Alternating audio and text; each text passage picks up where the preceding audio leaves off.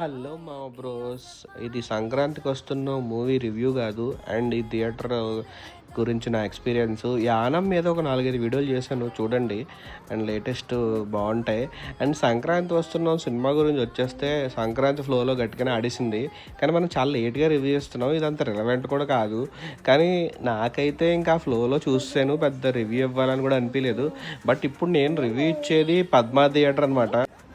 And ఈ theatre గురించి చెప్పాలంటే, నేను యానంలో నవోదయలో చదివేటప్పుడు బ్యాగ్ మా ఫ్రెండ్ వాళ్ళ షాప్లో పెట్టేసి 2-3 షోస్కి వెళ్ళిపోయి సాయంకాలం స్కూల్కి వెళ్ళేవాడిని ఫ్రెండ్స్.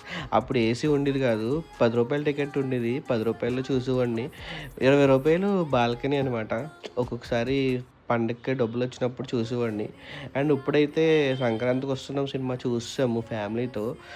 అండ్ ఈ థియేటర్ మెమరీస్ ఎక్కువ గుర్తొచ్చేస్తున్నాయి. సబ్స్క్రైబ్ చేసుకోండి ఫ్రెండ్స్.